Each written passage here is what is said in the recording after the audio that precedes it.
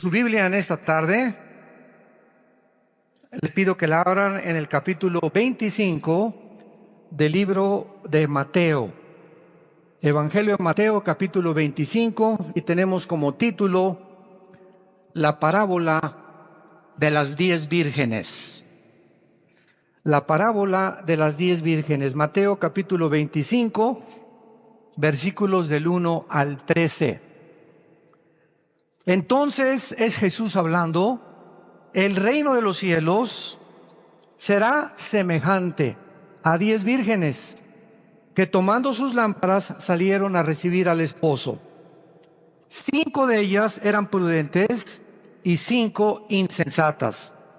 Las insensatas, tomando sus lámparas, no tomaron consigo aceite. Mas las prudentes tomaron aceite en sus vasijas juntamente con sus lámparas. Y tardándose el esposo, cabecearon todas y se durmieron. Y a la medianoche se oyó un clamor: ¡aquí viene el esposo! ¡Salgan a recibirle! Entonces todas aquellas vírgenes se levantaron y arreglaron sus lámparas. Y las insensatas dijeron a las prudentes: denos de vuestro aceite, porque nuestras lámparas se apagan. Mas las prudentes respondieron diciendo: para que no nos falte a nosotras y a vosotras, id más bien a los que venden y compren para ustedes mismas. Pero mientras ellas iban a comprar, vino el esposo, y las que estaban preparadas entraron con él a las bodas, y se cerró la puerta. Después vinieron también las otras vírgenes diciendo: Señor, Señor, ábrenos. Mas él respondió y dijo: de cierto os digo que no os conozco. Velad pues, porque no sabéis el día ni la hora en que el Hijo del Hombre ha de venir. Damas y caballeros, iglesia de Dios y familia de Dios, nadie puede tener ahorita en el mundo, y no solamente en el área cristiana o la dimensión cristiana, sino también en el área política, artística, deportiva, etcétera, etcétera, nadie tiene alguna duda que el mundo se encuentra enfermo, que están sucediendo cosas en el mundo aparentemente inexplicables, y que existe un espíritu de estrés, de incertidumbre. Como dicen en mi rancho, el miedo no anda en burro. Hay un temor impresionante en la gente y preguntándose todos: ¿qué pasará? Ahora que acaba de suceder este terremoto aquí en la Ciudad de México, hemos visto de qué forma los ciudadanos mexicanos han respondido y de qué forma como que las tragedias nos unen. Como que en ese momento ya no ves si es negro, si es amarillo, si es blanco, si es del PRD, si es del PRI, si es del PAN, ¿verdad? Yo nunca vi a los topos o a este grupo de personas que sacaban personas de los escombros diciéndole: oye, ¿eres del PRI o del PRD? ¿Eres blanco o eres negro? En ese momento se acaba completamente todo el racismo, todos los niveles culturales. En ese momento lo único que nos hace es, ¿verdad?, la tragedia, unirnos y buscarnos con todo el corazón. Anteriormente en la ciudad de Houston hubo una inundación impresionante con el huracán Harvey. No se imaginan ustedes que el agua estaba casi más de 1 metro de altura. Y cuando iban en las canoas los rescatistas, ahí se actuó con demasiada rapidez, gracias a Dios. Lo mismo, tú no veías a ninguna persona que estaban rescatando diciendo: se me olvidó mi Rolex en la casa, regresemos por él. O mis palos de golf. Lo único que veías tú en la televisión eran las gentes con las caras emocionadas: mi hijo se salvó. Y veías cómo se encontraban 2 canoas o 2 lanchitas, y aquí está mi abuelita y aquí está mi hijo. Y lo único que importaba en ese momento no eran los palos de golf, ni la televisión que se mojó, ni la cara, sino que estuvieran vivos. Era lo único que les llenaba de satisfacción. Todo lo demás, de repente, carecía de importancia. Y todas estas cosas nos llegan a pensar profundamente, no solamente teológica, sino también filosóficamente. ¿Qué pasaría si las circunstancias en el mundo, o por ejemplo en México, siguieran iguales? Todo jijiji, jojojo, Disneylandia, todo el mundo progresando, etcétera, etcétera. Todo mundo feliz y contento, camino al infierno. Jesús lo dijo hace 2000 años claramente. ¿De qué le sirve al mundo ganar las cosas? ¿Y de qué le sirve a las personas que obtengan las cosas del mundo si pierden su alma? Entonces, desgraciadamente, los pensamientos de Dios no son nuestros pensamientos, ni la forma como Él actúa es como actuamos nosotros. Entonces, estas circunstancias que aparentemente a nosotros nos llenan de temor y nos llenan de preocupación y de cuestionamientos y de interrogantes. ¿Por qué un Dios como el Dios que dice la Biblia que de tal manera amó Dios al mundo, etcétera, etcétera, permite las cosas que están sucediendo? Y la respuesta es demasiado simple. Es que es desgraciadamente a través de estas tragedias que la gente se vuelve Dios. Es a través de estas circunstancias cuando comenzamos otra vez a pensar, caray, la muerte está enfrente de nosotros. Todos tenemos conciencia que tenemos que morir, pero con el trajín de la vida, el jajaja y el jijiji y el club y los caballos y las telenovelas y el dinero y por aquí y por allá, de repente nos olvidamos que la muerte sucede en nuestra vida, tal vez saliendo de esta iglesia.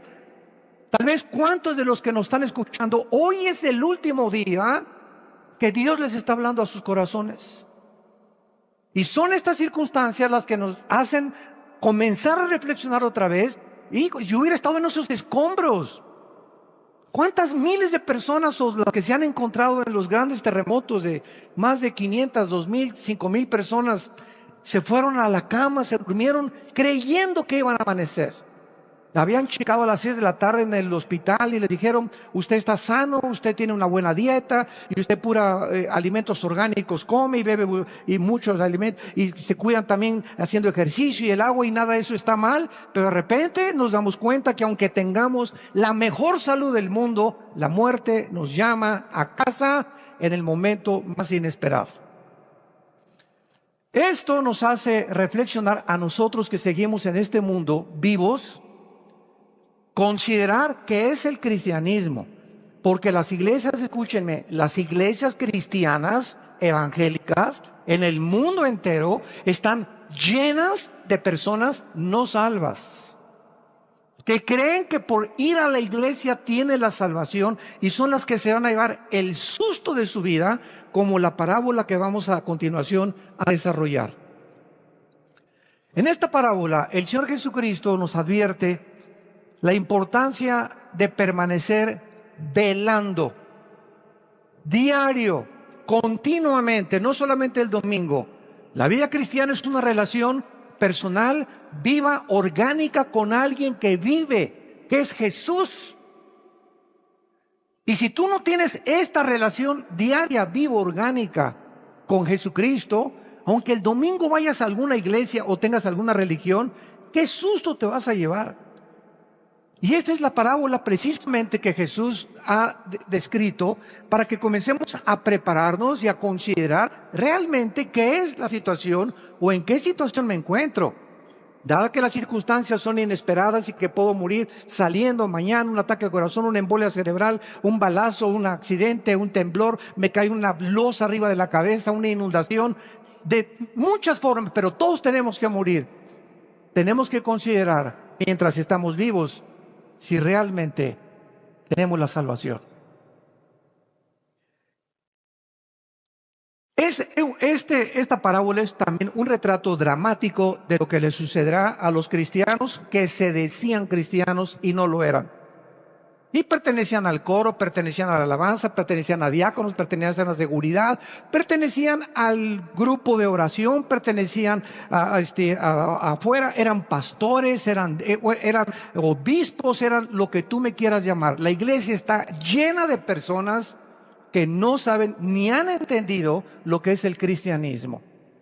Y este es un retrato que Jesucristo nos da. Vamos a ver a continuación y a identificar los protagonistas.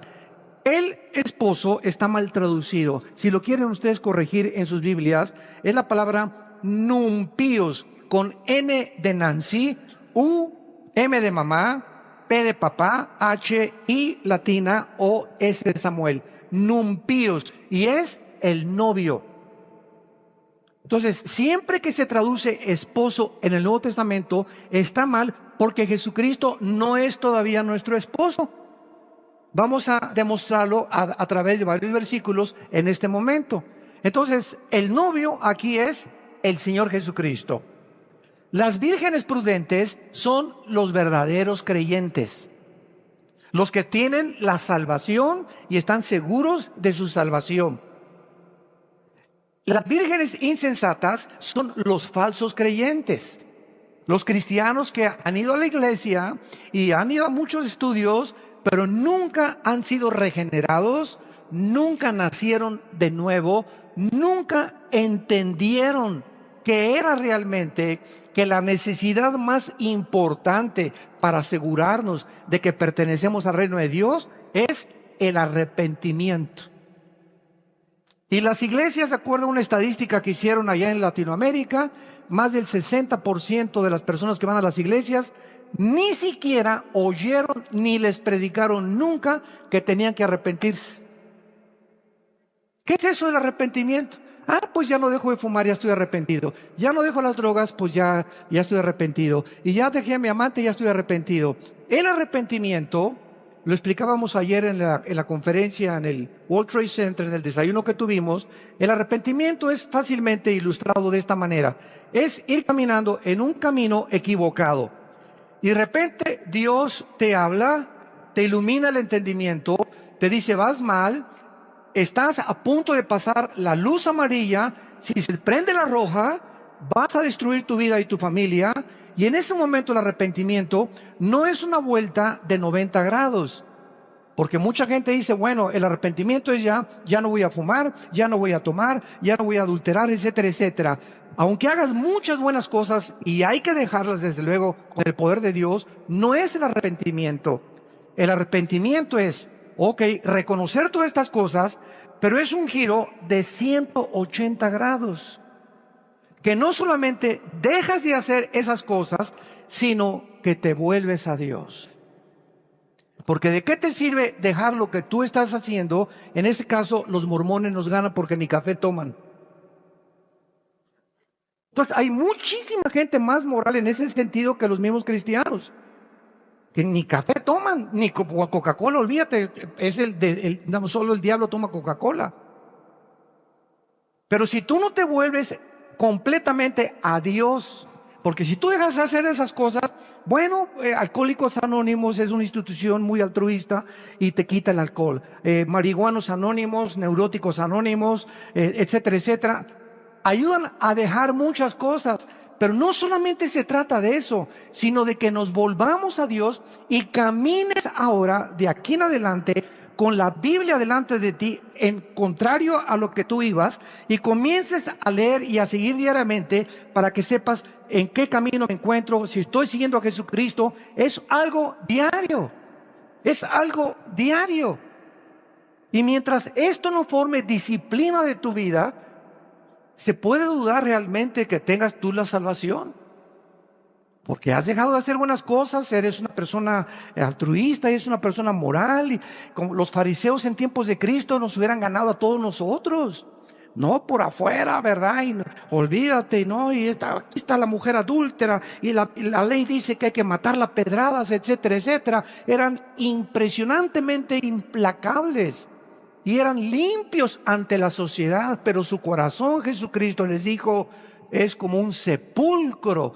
Por afuera la tumba blanca, pero por dentro de ustedes es un nido de podredumbre, de gusanos y de mazacuatas y coralillos y cascabeles. Entonces, qué importante es que tengamos estos principios. Las lámparas son la palabra de Dios. Dice en el Salmo 119, lámpara es a mis pies tu camino.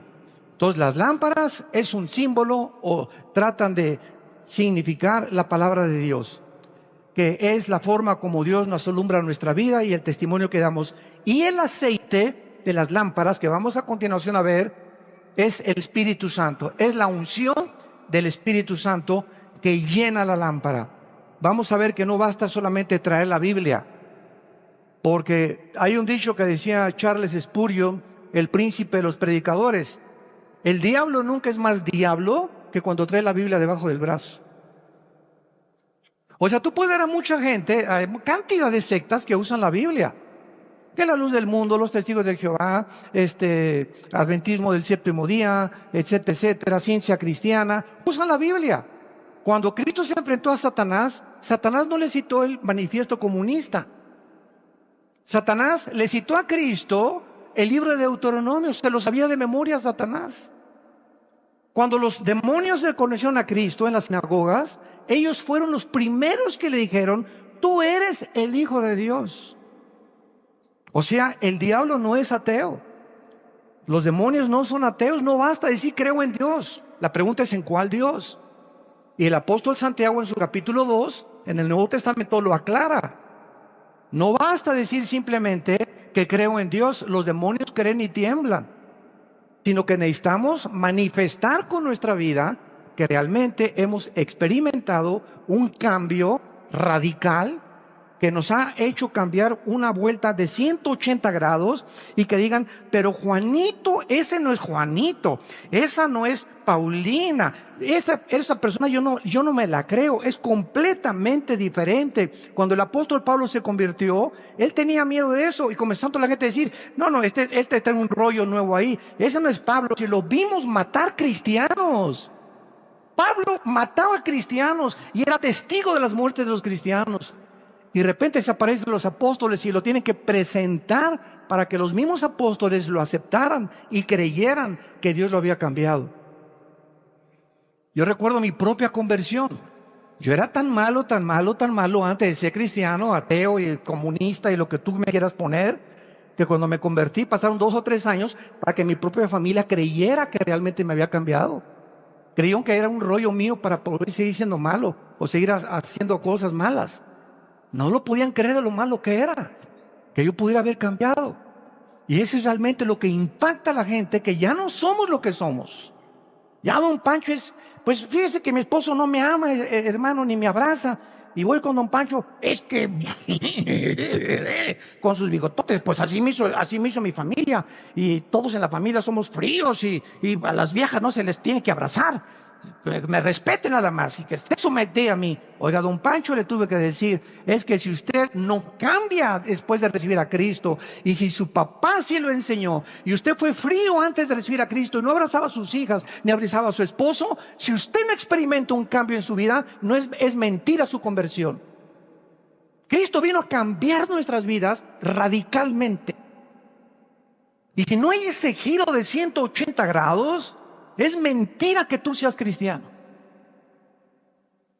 Si no has cambiado radicalmente tu perspectiva de tu matrimonio, de cómo tratar a tu esposa, a tus padres o a tus hijos, a tus amigos, la honestidad en tus negocios, es una fanfarronería tu cristianismo.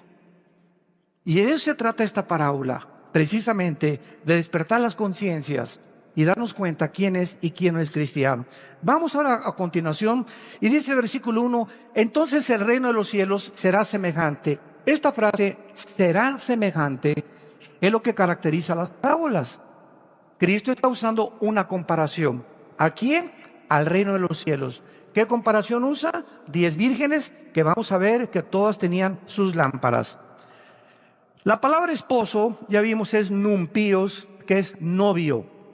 Y Cristo, claramente en el Nuevo Testamento, no es retratado como el esposo, sino como el novio de la iglesia, que nosotros somos precisamente la novia, que es la iglesia de Cristo.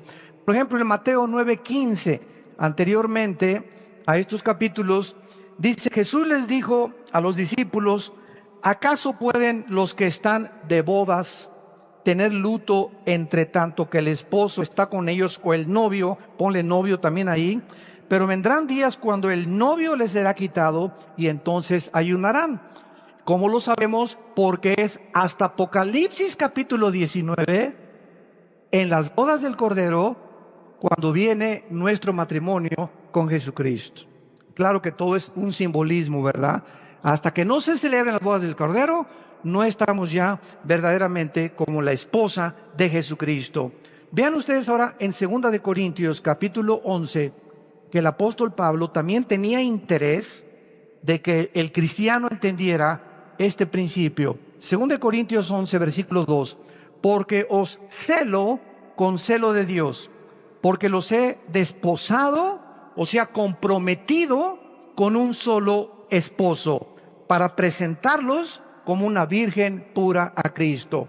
Es lógico, ¿verdad?, que si nosotros la iglesia somos y se nos simboliza como una virgen, es porque no nos hemos casado. Una persona que ya no es virgen es porque ya se casó. Entonces la Biblia nos simboliza al cristianismo como vírgenes. Por eso se usa la parábola de las vírgenes prudentes e insensatas. Y veamos también en Apocalipsis capítulo 19, al final de la Biblia, versículo 7 y versículo 9, que dice: gocémonos y alegrémonos y démosle gloria, porque han llegado las bodas del Cordero y su esposa se ha preparado. Versículo 9, y el ángel me dijo: bienaventurados los que son llamados a la cena de las bodas del Cordero, porque estas palabras son verdaderas de Dios. Entonces es claro, ¿verdad?, que es Cristo el que es el novio. Y ahora veamos en segundo lugar en Mateo 25 que 5 de ellas tenían lámparas y las otras 5 las tenían pero sin aceite. Sin embargo, Cristo menciona 3 cosas de estas vírgenes. Número 1, todas tomaron sus lámparas para recibir al Señor. Versículo 1, y tomando sus lámparas salieron a recibir al esposo.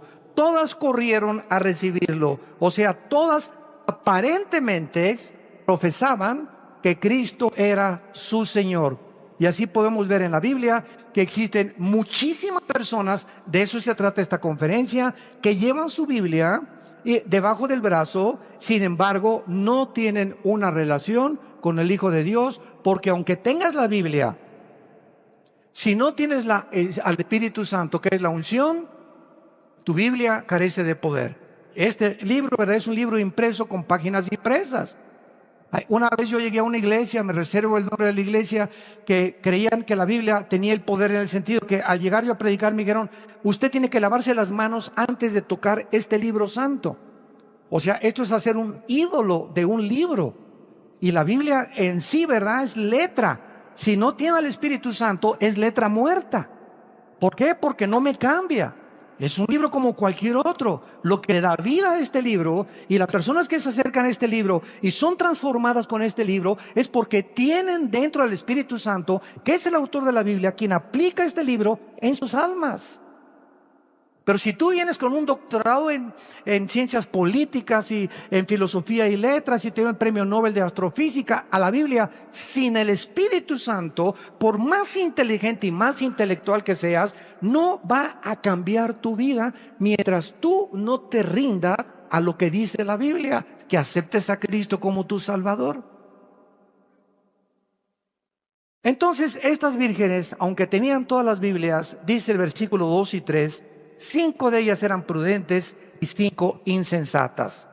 La palabra prudente es la palabra griega pronónimos, que significa precavido, alguien que se anticipa antes de hacer algo, calcular, pensar antes de actuar, no actuar impulsivamente. Una persona que actúa impulsivamente: pues vamos a comprar ese carro. Espérame tantito, te dice tu esposa, vamos a hacer cuentas, vamos a ver si pagamos el gas, la luz, etcétera, etcétera. No, yo quiero comprar este traje y quiero comprarme este reloj. Todas las personas que actúan de esta manera, sin antes haber tomado en consideración lo que van a gastar o lo que van ellos a invertir, sin haber considerado y haber calculado las cosas, son las personas que son lo contrario a prudentes.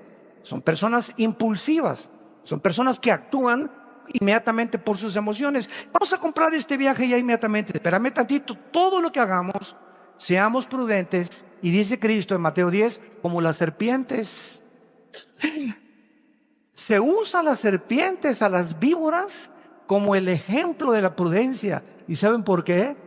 No hay un solo animal, una sola hormiga, un solo zancudo, una sola mosca que no tenga algo que enseñarnos de la sabiduría de Dios, porque toda es la creación de Dios.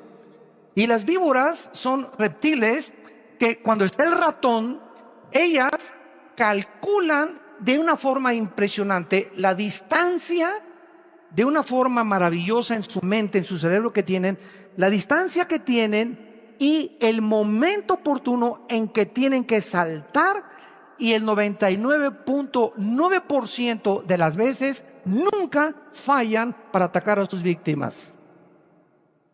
De la misma forma, Jesucristo dice a las muchachas: mira, ahí está, se parece a John Travolta, ¿verdad? ¿Verdad? No le brinques, calcúlalo, examínalo, rodéale, dale la vueltecita, tráelo a tus pastores para que lo verifiquen, tráelo examínalo, no brinques, no tomes una acción. Ese carro qué bonito está, ese reloj qué bonito está. No brinquemos impetitivamente, calculemos la distancia, calculemos lo que tengamos, pensemos en otras cosas 3 veces antes de tomar una decisión. Esto es muy importante en la vida y nos va a librar de tantas cosas de las que no vamos a tener que arrepentirnos. Estas vírgenes, ¿verdad? La mitad de ellas se llaman insensatas, es la palabra griega moros, en el griego, que significa engañadas o tontas. Las insensatas se caracterizaban porque no llevaban aceite en sus lámparas, o sea, exteriormente sus lámparas profesaban una religión, pero no tenían el aceite del Espíritu Santo. En Mateo capítulo 7, versículo 21 al 23, Cristo hace esta advertencia solemne: no todo el que me dice Señor. Estas vírgenes oyeron la voz del esposo y salieron: Señor, lo vamos a ver. Le llamaron Señor a Cristo. No todo el que me dice Señor entrará en el reino de los cielos, sino el que hace. La fe sin obras es muerta completamente. Si nosotros no hacemos lo que la Biblia nos manda que tenemos que hacer, la fe tiene que ser demostrada a través de las obras. Las obras justifican que yo realmente he cambiado. Yo pues sí soy cristiano y voy a la iglesia y uso la Biblia, pero la pregunta es: ¿mi vida ha cambiado? ¿Soy mejor amante? ¿Soy más considerado con mi esposa? Mi esposa ahora es la reina de mi casa. Ya les pedí perdón a mis padres de todo lo que les hice. En mi trabajo ya cambié, ya no soy el que no avanza, no tranza. Ahora ya no doy mordidas, ahora ya soy honrado. Ahora estoy dispuesto a perder hasta mi trabajo si me exigen que participe de la corrupción. Cuando hay ese cambio radical en tu vida, donde tu misma esposa, tus hijos, tus padres, tus amigos, tus hermanos se dan cuenta que ya no eres la persona que eras hace una semana o 2 semanas, es cuando realmente se puede decir que Jesús está en tu vida. No antes. Tiene que haber una revolución completa dentro de nuestro corazón. Y es lo que Jesucristo está tratando de decirnos. En el libro de Judas, que está antes de la Biblia, antes del Apocalipsis, Judas, la epístola de Judas, versículo 19, dice: estos son los que causan divisiones, los sensuales que no tienen el Espíritu. Y aquí Judas es una carta escrita para los que entran a las iglesias en el mundo entero, y en todas las iglesias hay esta clase de personas: murmuradores, chismosos, chismosas, hablando contra el pastor, y si esto por acá, y si esto por allá. ¿Por qué es esta actitud la que tienen? Porque son sensuales, están manejados por la energía de la carne, no tienen al Espíritu, todavía no han aprendido a amar la obra de Dios. Y cuando actúan con motivos equivocados, para su gloria, para su ego. Pues si no lo reconocen, se van de la iglesia. Si no me aceptan, es que no se han fijado que soy el papucho de papuchos. ¿Cómo es posible que no me hayan hecho pastor o pastora? ¿O por qué no me han... mi voz, que Bocelli parece Pinocho comparado conmigo. Y cuando hay este tipo de actitudes en el corazón, hablan de que algo está mal en tu vida interior. Algo está mal en tu vida interior. Cristo no ha revolucionado completamente eso, lo vamos a ver más adelante. Ahora vemos las 5 prudentes, dice el versículo 4. Mas las prudentes tomaron aceite en sus vasijas juntamente con sus lámparas. Estas vírgenes representan a los verdaderos creyentes que han creído en Jesús, lo han demostrado, han calculado, pensado profundamente lo que harán con sus vidas futuras, como dice Primera de Juan, capítulo 3, versículo 3. Todo aquel que tiene esta esperanza se purifica a sí mismo. O sea, si tú tienes a Cristo realmente, una de las áreas más importantes que pueden denotar tu verdadero cristianismo es tu pureza sexual. La pureza sexual es una de las áreas de las más importantes. Y cuando comienzas a darte cuenta que ya puedes ver a una muchacha sin sensoriarla toda de los pies a la cabeza, o haz de cuenta que eso pasa en video, le hacen así los hombres muchas veces, y hasta 2 veces, y no pueden ver a una mujer sin desnudarla con sus ojos, o tiene que estar viendo pornografía para poder satisfacer su alma, estando casados, o si andas con un muchacho que es tu novio y ese muchacho adicto a la pornografía, tarde o temprano va a poner sus manos en tu cuerpo. Y esta es la razón por la cual las muchachas que no se han casado y que salen con muchachos, no permitan, muchachitas que me escuchan, que son solteras, no permitas que ese cocodrilo te ponga las manos encima de tu cuerpo. No lo permitas. Porque así comenzó con la manita y el dedo llegó y cuchi, cuchi, cuchi, cuchi, cuchi. Y cuando te das cuenta, ¿verdad? Ya la pancita te comienza a crecer. ¿Y todo por qué? Porque no pusiste una línea de división, no le pusiste una cerca, no le pusiste un límite. ¿Sabes qué, Pancho, voy a salir contigo? ¿Sabes qué, Chencho, voy a salir contigo? No me toques porque tú, mira, con esto de aquí, te dejo chimuelo, ¿eh? Y si no, mi hermano le hablo, y si no, mi papá, conmigo te andas bien, vamos a tener una relación íntima, vamos a ser amigos, pues no me toques. ¿Por qué? Porque hasta que nos casemos, no saltemos a privilegios que no nos corresponden antes de casarnos. Tú no tienes ninguna responsabilidad para tocarme. Mi cuerpo va a ser de aquel que va a ser el padre de mis hijos. No se lo voy a dar a 3 o 4 antes de casarme. Y esa actitud que tú tienes como muchacha santa delante de Dios nos habla y le habla a los demonios y le habla a los ángeles y le habla a Dios de que tienes a Jesucristo en tu vida. Por eso quieres tú buscar la honestidad y quieres buscar la moralidad y quieres buscar tú la virginidad. Y ya no, tus amigas te van a burlar. Ay, tienes 25 años y no has salido con ningún muchacho, ni tampoco estás acostado con ningún muchacho. No, ¿y qué? Me dan lástima a ustedes, ¿verdad? ¿Por qué? Porque prefiero morirme virgen a poder violar el mandamiento a mi padre, que me prohíbe: no tendrás sexo ni inmoralidad antes del matrimonio. Estas cosas son las que comienzan a concientizarnos verdaderamente de que realmente hay un cambio en nuestra vida. Buscamos la pureza sexual. En el versículo 5 encontramos que Cristo menciona algo interesante. Va a haber una larga espera antes de que Él venga, y tardándose el esposo. Va a haber una larga espera, por eso, ¿verdad? Por lo que la mayoría de las vírgenes, o sea, las profesantes, se quedaron dormidas. Y pues desde hace varios siglos se está diciendo, y Cristo viene, ¿verdad? Y pues no viene. Ahora todos ustedes son testigos de que hasta en las redes sociales que venía el 23 de septiembre y que iba a haber una tragedia el 23 de septiembre, que porque en Apocalipsis 12, la mujer que aparece ahí con la luna debajo de sus pies y con las 12 estrellas, pues simboliza la constelación de Virgo, que exactamente en este momento se está formando en el cielo. Y entonces Apocalipsis 12 se está comprobando y va a haber algo tremendo el 23 de septiembre, y no hubo nada. Increíble. Se llama escatología amarillista. O sea, usan eventos del mundo y buscan de alguna forma relacionarlos con la Biblia, y no todo lo que sucede a nuestro alrededor está relacionado con la Biblia. Es al revés. Busquen la Biblia primero para que los eventos que tengan significado. Pero no trates de relacionar todo con la Biblia, porque caen. No, pues es que el número de Mikhail Gorbachev es el 666, es el anticristo. Hoy hay más de 3,500 nombres que si los deletreas en la geometría, tienen el 666. No, pues que el príncipe de España es ahora que las Torres Gemelas fueron derribadas el en septiembre, 11 de septiembre del 2001. ¿Saben lo que comenzaron a decir? Me acuerdo en esa época, el 2001, de este siglo, de que se cumplía Apocalipsis 18, la gran ramera Babilonia había caído. Que Nueva York era la gran ramera Babilonia.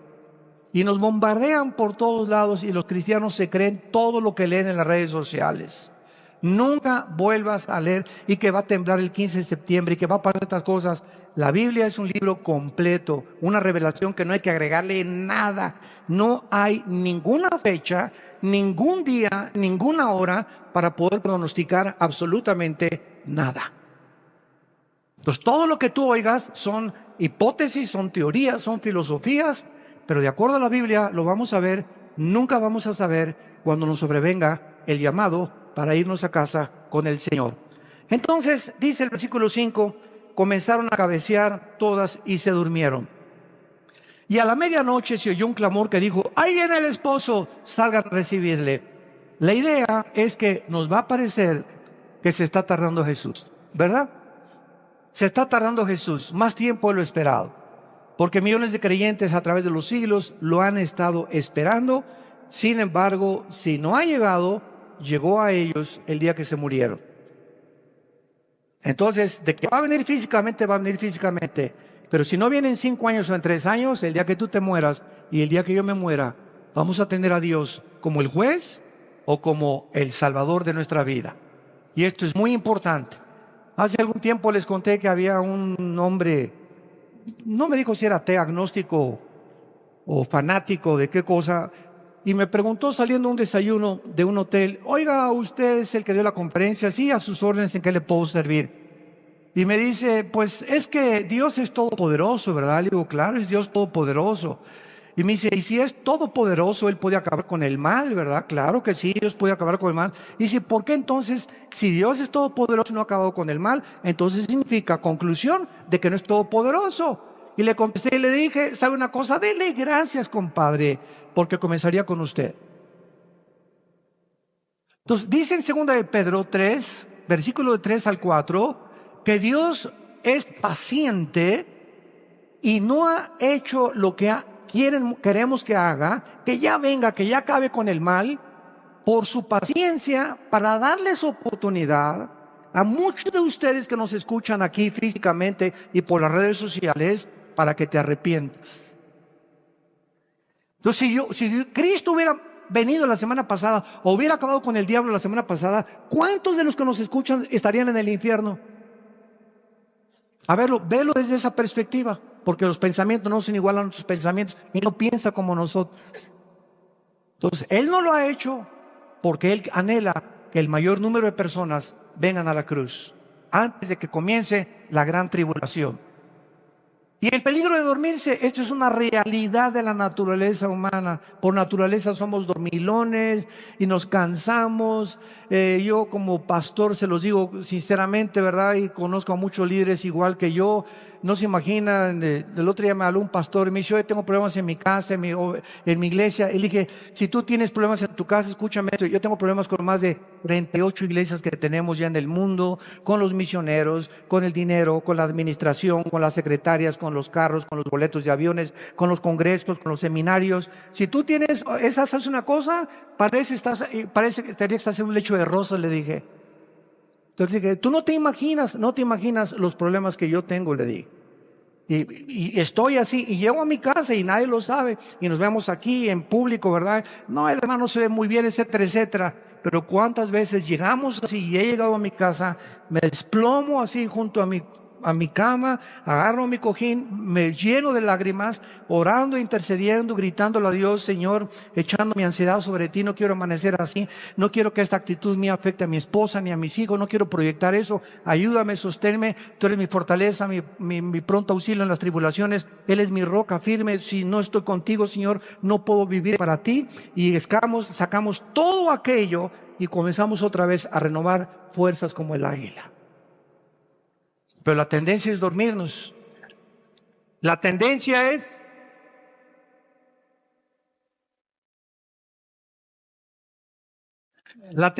llegar así. A lo mejor los problemas son diferentes, pero si tú llegas a un estado en tu vida que ya no aguanto, ahí está la toalla.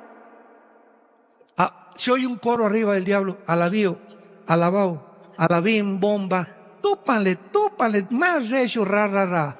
Y se te viene una parvada como de abejas africanas de demonios a atormentarte.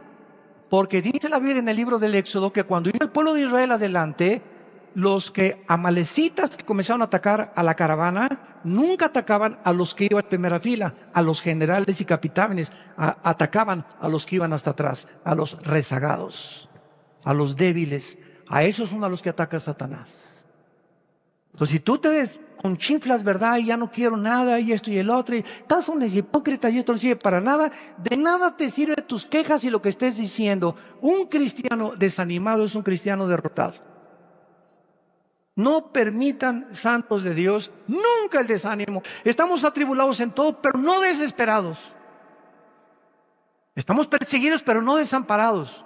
En problemas, pero nunca que la angustia se apodere de nuestra alma. Nunca llegues a un rincón en tu vida, ya como como los perritos, lamiéndote tus heridas. Nadie me quiere, nadie me viene a ver en el hospital, nadie me visita. Llego a la iglesia y nadie me saluda. Y comienzas y te hundes, y de esto no me va a sacar. Y ya se fue mi esposo, y no tengo seguro social. Y en ese momento, ahí es cuando el escudo de la fe se cae. ¿Qué es la fe? Es el escudo, dice en Efesios 6. ¿Por qué? Porque es la fe la que nos defiende ¿de quién? De los dardos de Satanás. ¿Y cómo ataca Satanás? Con pensamientos. Precisamente, eres una desdichada, nunca te vas a volver a casar, te vas a quedar sin esposo, te vas a quedar sin novio, te dicen la Betty la fea, bla, bla, bla, bla, bla, bla, bla. Y tú, sí, amén, amén, amén, amén. Por el amor de Dios. ¿Se dan cuenta ustedes al estado que podemos llegar? Es en ese momento cuando nos abandonamos a nosotros, cuando caemos en incredulidad, que se viene contra nosotros el enemigo con todo lo que da. Y tu estado comienza a ser peor, 5 veces peor que el primero. ¿Por qué? Porque bajaste el escudo de la fe. Es el escudo de la fe. El Señor no me abandonará. El que habita cerca al abrigo del Altísimo, morará bajo la sombra del Impotente. Diré yo a Jehová, castillo mío, mi roca. Y comienzas en ese momento de desesperación. No me importa en qué mi hija se fue, mi hijo se fue, perdiste el trabajo. En cualquier momento en que nos sintamos arrinconados, sin fuerzas para salir el panorama oscuro, confiesa la palabra de Dios. Él es mi Señor, Él es mi roca, tú eres mi ayuda, mi fortaleza, nunca me dejarás, nunca me desampararás. Y mientras comienzas a hablar, algo misterioso en el reino espiritual sucede en la dimensión invisible. Cuando hablamos la palabra de Dios con fe, se comienzan a despejar así las nubes y los demonios comienzan a irse. Mi cerebro comienza a pensar más claramente y comienzo a entender claramente su voluntad, porque mientras no estemos despejados, el Espíritu Santo no se comunica a nuestro espíritu. Acuérdate de eso. Nuestra mente tiene que estar despejada para que podamos discernir la voz del Espíritu Santo. Este es el peligro de dormirse. Dice en Romanos capítulo 13, versículos del 11 al 14, dice Pablo: y esto conociendo el tiempo que es para levantarnos del sueño, porque ahora está más cerca de nosotros nuestra salvación que cuando creímos. La noche está avanzada y se acerca el día. Desechemos pues las obras de las tinieblas y vistámonos de las armas de la luz. Andemos como de día honestamente, no en glotonerías, borracheras, lujurias, lascivias, contiendas, envidia, sino vistámonos del Señor Jesucristo y no proveáis para los deseos de la carne. Pablo compara que ya estábamos a 12 de la noche ahorita, 1 de la mañana ya. Es la hora más oscura del mundo ahorita. Es cuando más confusión hay ahorita, política, filosófica, artísticamente, económicamente. Nunca el mundo ahorita en el siglo XVII, que nos encontramos en el siglo XXI, en el año 2017, nunca he visto tanta confusión filosófica, religiosa, política, económica, como en el año que estamos viviendo. Donde está un loco ahorita en Corea del Norte a punto de estallar una guerra internacional. Con toda la economía y con todos los internets y con todas las iPads y con todos los iPhones, iPhone 5, 6, 7, 8, quién sabe hasta qué número va a llegar. Pero es increíble que a pesar de toda esta tecnología, que creíamos que dentro de nosotros estaban las respuestas para mantener el mundo, estamos en un mundo enfermo. Un mundo completamente contaminado porque hemos abandonado al Dios de la Biblia. Y finalmente viene la invitación a recibir al novio, versículo 6, se oye entonces la voz, a la medianoche salgan a recibirle, se levantaron, arreglaron sus lámparas, y las insensatas dijeron a las prudentes: denos de nuestro aceite, porque nuestras lámparas se apagan. Mas las prudentes respondieron: para que no nos falte a nosotras y a ustedes, vayan más bien a los que la venden, o los que venden el aceite, y compren el aceite ustedes mismas.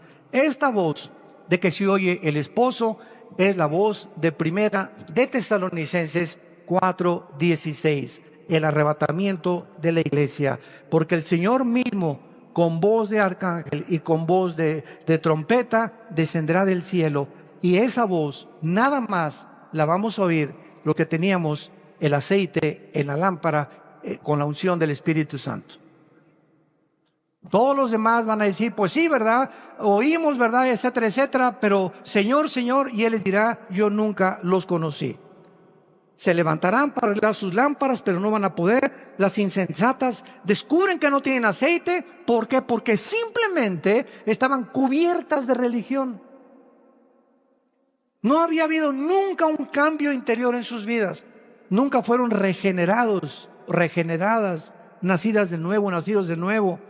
Solamente tenían el manco del catolicismo: soy de la Iglesia Nueva, soy mormón, soy testigo de Jehová, soy bautista, soy presbiteriano, soy nazareno. Es lo único que tenían, el título, pero dentro de la botella no había nada.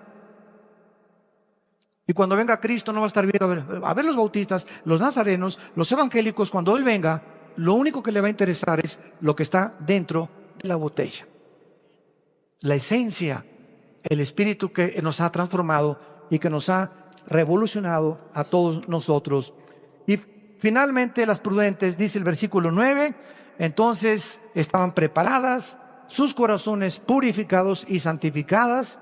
Pero esta salvación, lo vemos claramente, que cuando comenzaron a pedirles: denos de su aceite, es que espérame tantito, la salvación es individual. Es que mis papás me dan otra religión. Mira, tus papás no van a pagar la condenación por tu vida cuando Cristo venga. Si tu papá fue mormón, tu papá fue budista, tu papá fue musulmán, y Cristo te abre los ojos, es para que regreses a esa casa de donde tú vienes y seas una luz y comiences a mostrarles que se encuentran en un camino equivocado, con amor, con paciencia, con perseverancia y con prudencia. Pero no se puede decir: es que dame tu salvación en ese momento, o a la hora de la ambulancia, cuando ya me llevan al hospital. Jesucito mío, mi dulce compañero, me desampara en noche de día. Entra en mi corazón, Jesús. Y eso sería burlarnos de Él, porque Dios sabe perfectamente bien que dice: cuando oiga su voz, ¿cuándo lo estás oyendo? Ahorita estás escuchando su voz a través de la Biblia. Cuando oigas esto, no te endurezcas. Ahorita te sales, te vas a las tortas, a los tacos aquí de chile relleno ahí en la esquina, te vas a tu casa, etcétera, etcétera, en la noche, y se te olvidó todo lo que hablamos, porque en este momento tú dijiste: lo voy a pensar y lo voy a hacer mañana, y mañana viene otra temblorina y te cae un ladrillo arriba en la cabeza. Y te perdiste para siempre, ya no hubo oportunidad. Tú creíste que lo voy a pensar mañana o pasado mañana. Cuando oigas su voz, no te endurezcas. Hoy es el tiempo en el que tú tienes que tomar una decisión, en esta misma hora que Dios te está hablando. Vino el esposo, 3 palabras poderosas que nos garantizan el regreso de Cristo. Vino el esposo. Jesús lo dijo: vengo, Apocalipsis 22, y mi galardón conmigo para recompensarlos según sus obras. Las insensatas se quedarán. ¿Por qué? Porque comenzaron a decirle: Señor, Señor, y Jesús les dijo: no las conozco, no sé quiénes son ustedes. Y dice Juan 10, Dios conoce a sus ovejas. Cristo conoce quiénes son sus ovejas. ¿Quiénes son sus ovejas? Las que oyen la voz del pastor. Es que yo dije que era cristiano, pero ¿cuántas veces me habló Jesús a través de la Biblia y no le hice caso? Oí la voz de Friedrich Nietzsche, oí la voz de Bertrand Russell, oí la voz de Walter Mercado, oí la voz de los gurús, oí la voz del psicólogo, oí la voz del psiquiatra, oí la de ese deportista, de esa cantante famosa, pero nunca reconocí la voz de mi pastor. ¿Por qué? Porque aunque yo me decía que era cristiano, no tenía el Espíritu Santo que me capacita para reconocer, sintonizarme, no con la charrita del cuadrante, sino con la voz donde está en el FM que yo necesito oír. Estamos llenos de aquí, ¿verdad?, de ondas por todos lados. La voz de Nietzsche, de ateísmo, agnosticismo, ateísmo, nazismo, fascismo. Estamos rodeados de filosofías, de darwinianismo, de que venimos del chango, etcétera, etcétera. ¿Cuál vas a oír? ¿Cuál es la voz que vas a escuchar finalmente? Y solo hay un camino, una verdad y una vida que se llama Jesucristo. Y esa es la voz a la que cuando Él venga te va a decir: no todos que me digan Señor, porque yo conozco mis ovejas, y si fueras mi oveja, me hubieras obedecido.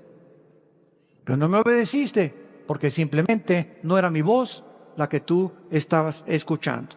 Velad pues, dice el versículo 13, porque no sabemos el día y la hora en que el Hijo del Hombre vendrá. Y en el versículo capítulo 25 de aquí de Mateo, versículo 42 en adelante, Él dijo estas palabras. Mateo 25, versículo 42. Porque tuve hambre y no me diste de comer, y tuve sed y no me diste de beber. Velad pues, porque no sabéis a qué hora ha de venir el Señor. Pero sabed esto, que si el padre de familia supiera a qué hora el ladrón habría de venir, velaría. Si tú supieras a qué horas habría de temblar, ¿qué harías? ¿Se imaginan? ¿Qué haces? Te preparas, ¿verdad? Y no te quedas ahí. Bueno, precisamente como no sabemos, tenemos que estar preparados. Si supiéramos cuándo viene Jesús, nos prepararíamos. Pero como no sabemos cuándo viene, esto es diario. Porque puede ser hoy la última vez que Dios nos hable y que Él pueda venir en la madrugada, hoy a las 6, a las 4, o no amanezcamos mañana. Versículo 44, por tanto también ustedes estén preparados, porque el Hijo del Hombre vendrá a la hora que no pensáis. La pregunta en esta mañana a tu corazón es: ¿estás tú preparado para encontrarte con tu Dios? Ahora que estuve en Bogotá, tuve el privilegio, ¿verdad?, de que fueron allá. Es muy diferente la política que aquí en México. Allá los senadores, los diputados van a las reuniones cristianas y no les da vergüenza, desde luego, los que son cristianos. Esta vez llevaron, ¿verdad?, a un político muy importante, y tuve la oportunidad de platicar con él. Y una de las cosas que yo le pregunté cuando me dijeron que era cristiano, esta pregunta te la hago a ti ahora. Si tú te murieras hoy en la noche, ¿estás seguro que te irías al cielo? Algunas personas que les hice esta pregunta ahí en Bogotá se quedaron calladas y me dijeron: no lo sabemos, no somos lo suficientemente buenos. Inmediatamente supe que no eran cristianos. Porque el cristiano es la persona que dice: sí, estoy seguro que me voy al cielo, no porque sea bueno, no porque haya hecho muchas buenas obras, sino simplemente porque alguien en una cruz pagó por mis pecados. Y gracias a lo que ese hombre hizo, por la gracia estoy eternamente agradecido. Y si entro al cielo, no va a haber nada de lo cual me merezca. Voy a entrar como un regalo que Dios me otorga, como la salvación.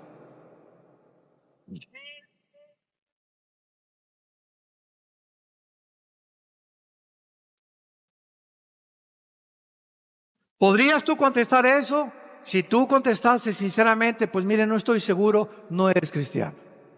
No tienes la salvación, no tienes la seguridad de tu salvación. ¿Cómo podemos estar seguros? Porque la Biblia dice: aquel que me recibe y me acepta en su corazón tiene vida eterna. Y lo creo porque la Biblia lo dice. Y ahora ese poder entra a mi vida para vivir esa vida que Dios quiere que yo viva antes de que Él me llame a casa.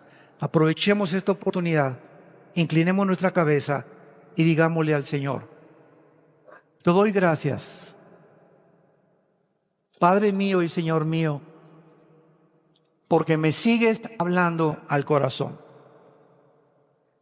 Nos sigues redarguyendo de pecado, de justicia y de juicio. Te doy gracias, Señor, porque oigo tu voz y sé que diste tu vida en esa cruz, en mi lugar. Ahora, Señor, te pido con toda mi alma que entres a mi corazón. Me arrepiento de mi vida. De todo lo que en el pasado he hecho, me arrepiento.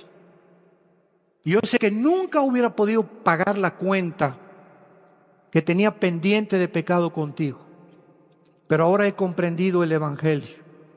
Las buenas noticias, que tu Hijo pagó la cuenta en mi lugar, con su preciosa sangre. Y te pido, Jesús, porque creo que a los 3 días saliste de la tumba y venciste la muerte para confirmarme que después de la vida seguiré viviendo contigo, que entres a mi corazón como mi Señor y mi Salvador. Te recibo por la fe y te doy las gracias por el poder que en este momento irás comenzando a darme para vivir una vida de victoria en tu nombre y para tu gloria. Amén. Gracias a Dios por este mensaje glorioso, eterno, puro, majestuoso, que es la palabra de Dios.